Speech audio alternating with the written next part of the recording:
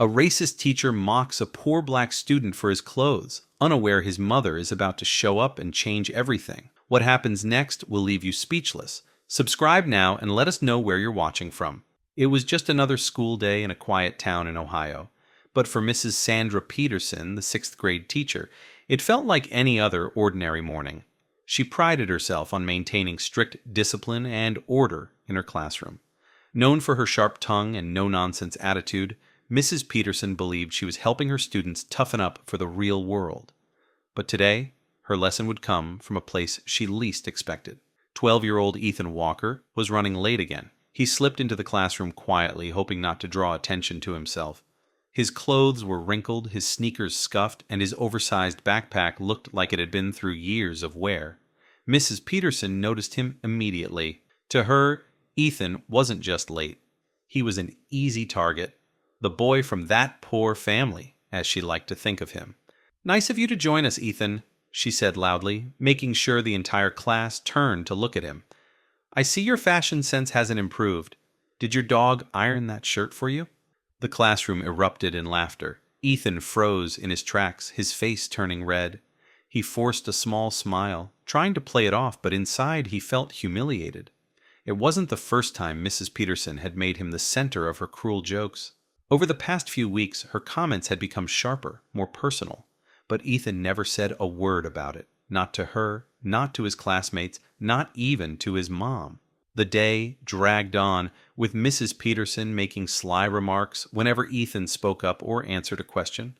"At least you know the answer, even if your clothes don't match," she said once, prompting more laughter from the class. Ethan kept his head down, his cheeks burning, counting the minutes until the final bell. What Mrs. Peterson didn't know was that Ethan's life wasn't easy. His mother, Sarah Walker, was a single parent working 2 jobs to make ends meet. She barely had time to sleep, let alone worry about ironing clothes or buying new ones. Every dollar went to keeping a roof over their heads and food on the table. Sarah always told Ethan to be strong, to focus on his studies, and to never let anyone's words bring him down. But even the strongest kids have limits. That afternoon, Ethan came home unusually quiet. Sarah noticed immediately. "How was school?" she asked, trying to read his expression. Ethan shrugged, muttering, "It was fine," before retreating to his room. Sarah didn't press him. She trusted that he'd talk when he was ready. But later that evening, when she was folding laundry, she found one of Ethan's notebooks on the kitchen table. Curiosity got the better of her, and she opened it. What she saw made her heart sink. The pages were filled with doodles and short sentences. "Why does she hate me? I'm trying my best. I'm not stupid." Ethan had been quietly writing down everything Mrs. Peterson said to him, using his notebook as a way to cope with the pain he couldn't express out loud. Sarah's hands trembled as she read the words. She could feel her chest tighten with anger and sadness. Ethan hadn't told her because he didn't want to burden her, but now she knew. And she wasn't going to let this go. The next morning, Sarah woke up early, determined. She took the day off from one of her jobs, something she couldn't easily afford to do, and dressed in her best outfit. It wasn't fancy, but it was neat and professional. She wanted to make sure her message was clear when she walked into that school. At 8:30 sharp, Sarah arrived at the front office and asked to speak with Mrs. Peterson. The receptionist hesitated, sensing the tension in Sarah's voice, but nodded and called for the teacher. A few minutes later, Mrs. Peterson walked into the office, her usual confident expression faltering slightly when she saw Sarah standing there. Sarah wasted no time. "I'm Ethan Walker's mother," she said, her voice steady but firm. "We need to talk." Mrs. Peterson folded her arms, attempting to mask her discomfort with her usual air of superiority. "Of course, Mrs. Walker. What seems to be the problem?" Sarah's eyes didn't waver. "The problem is how you've been treating my son. I know what you've been saying to him, and I'm here to make sure it stops." Mrs. Peterson raised an eyebrow, feigning ignorance. "I'm not sure what you mean. I treat all my students the same." Sarah pulled out Ethan's notebook from her bag and opened it to the pages where he had written down Mrs. Peterson's remarks. She placed it on the desk between them. Care to explain this? Mrs. Peterson's face paled as she glanced at the pages. She read Ethan's notes, her own words staring back at her in writing. Did your dog iron that shirt? Like, at least you know the answer, even if your clothes don't match. The sharpness of her words felt harsher now, exposed under Sarah's intense gaze. That's just harmless teasing, Mrs. Peterson said quickly, brushing it off. Kids need to learn to handle a little tough love. It builds character. Sarah's jaw tightened, but she didn't raise her voice. She had practiced this moment in her head all night. Harmless teasing, my son comes home every day feeling ashamed because of what you call tough love. Do you know what it's like to grow up with so little that you can't even afford to worry about appearances? Do you know what it's like to be judged for things completely out of your control?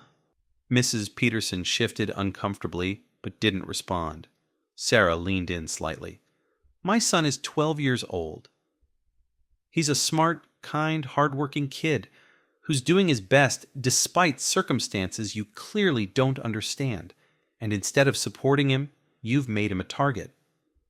The receptionist behind the desk tried to look busy, but the tension in the room was impossible to ignore. Sarah straightened, pulling herself together. This isn't just about Ethan. It's about every kid in that classroom. Do you treat them all this way, or is it just the ones you think won't stand up for themselves? Mrs. Peterson opened her mouth to respond, but Sarah held up a hand. Don't bother answering. I'm not here to argue. I'm here to make sure this stops. I've already spoken to the principal about this, and they've agreed to review Ethan's notes and your behavior. Now Mrs. Peterson's confidence faltered completely. There's no need to escalate this, she said quickly. I'll be more mindful moving forward. Sarah nodded firmly. You're right. There's no need to escalate this. But if I hear one more word from Ethan about being humiliated in your class, I won't hesitate to take this further. With that, Sarah picked up Ethan's notebook and turned to leave. But before she walked out, she paused and looked back. Teachers are supposed to lift kids up, not tear them down. You might want to think about that. Mrs. Peterson sat silently, her face flushed with embarrassment. Later that afternoon, Ethan walked into class, his head low as usual. But this time, Mrs. Peterson didn't make any comments about his appearance or his tardiness. Instead, she greeted him with a polite nod. It wasn't much, but Ethan noticed the difference immediately. For the first time in weeks, he didn't feel like a target. When Ethan got home that day, Sarah was waiting for him in the kitchen. He dropped his backpack on the floor and looked at her curiously. Did you go to school today? Sarah smiled softly. I did. And I had a chat with your teacher. Ethan's eyes widened. Mom, you didn't have to do that. Yes, I did, Sarah said firmly. You deserve to be treated with respect, Ethan. Don't ever let anyone make you feel like you're less than anyone else. Ethan nodded slowly, a small smile forming on his face. For the first time in a long time, he felt like things might actually get better. As for Mrs. Peterson, she learned an important lesson that day. She realized that her words had power to hurt or to heal. And from that day forward, she made an effort to treat all her students with the respect they deserved, regardless of where they came from or what they wore. And for Ethan and Sarah, it was a reminder that standing up for what's right is always worth it, because sometimes the smallest voices can make the biggest difference.